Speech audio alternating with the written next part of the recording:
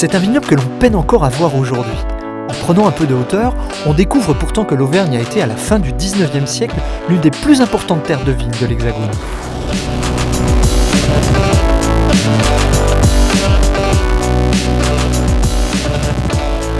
À travers ces paysages, il n'est d'ailleurs pas rare de trouver des témoignages de cette époque où la vigne recouvrait ses coteaux. Mais c'est bien au présent que les côtes d'Auvergne écrivent leur histoire. Une centaine de vignerons portent toujours le flambeau de la viticulture auvergnate et la région attire des jeunes. Certains venant même parfois de très loin. À la base, je viens de Tahiti, en Polynésie française. En fait, ce qui se rapproche avec le territoire auvergnat, c'est la géologie, parce que c'est aussi un volcan.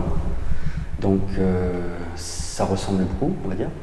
Et c'est ce qui m'a un petit peu interpellé ici. J'avais l'impression d'être chez moi, en fait, au niveau des paysages et de la terre, en fait, tout simplement. J'ai trouvé du travail sur Boude, chez Annie Charmansa, où j'ai commencé à travailler dans les Côtes d'Auvergne, vraiment. L'appellation Côtes d'Auvergne s'étend sur environ 60 km du nord au sud.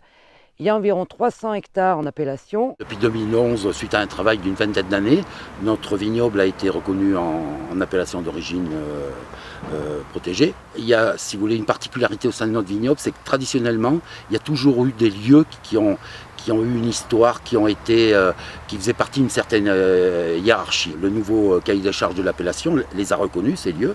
Et donc si on part du nord, il y a Madargues, après on passe à Châteauguay, après on passe à Chanturc, on arrive ici à Coran et pour finir à Boude au sud. C'est à ce moment-là qu'on se rend compte du terroir. Et Annie m'a fait rencontrer des gens, j'ai commencé à boire les vins du coin, j'ai commencé à m'y intéresser et à me rendre compte que c'était un territoire qui avait vraiment de la personnalité. Vraiment, il y avait quelque chose dans ces vins qui m'a plu. On est vraiment sur des vins de terroir, hein. On n'est pas sur des vins pomadés, on est sur des vrais vins d'expression, mais sur le fruit, quoi. Ce côté épicé, on ressent ce côté volcanisme, quoi. Plutôt léger, plutôt fruité, plutôt poivré, épicé, très épicé. C'est une étude qui avait été faite il y a quelques années par l'ITV ou l'IFV, je ne me souviens plus, l'Institut technique du vin, qui avait essayé de déterminer ce côté poivré sur les gamay de France, notamment les gamay d'Auvergne. Et ce côté poivré serait dû à une molécule qu'on appelle la rotindone. Et il se trouve que c'est en Auvergne où il y a le plus de concentration de cette molécule, qui fait que nous avons les gamay les plus poivrés de France. Les cépages utilisés pour les rouges sont gamay pinot noir en assemblage ou pas. Les rosés sont essentiellement à base de gamay et les chardonnays font les blancs. J'ai expérimenté avec des plats exotiques parce que venant des îles, ça s'y prête très bien. Le rosé de Coran notamment, sur un poisson cru à la tahitienne, c'est excellent.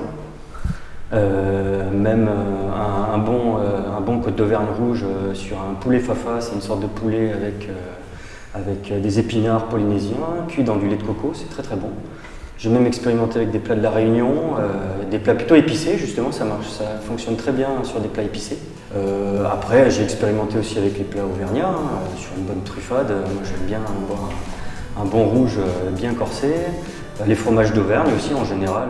C'est des vins surprenants, on imagine mal l'Auvergne faire du vin, mais moi, je dirais juste une chose, laissez-vous surprendre, quoi.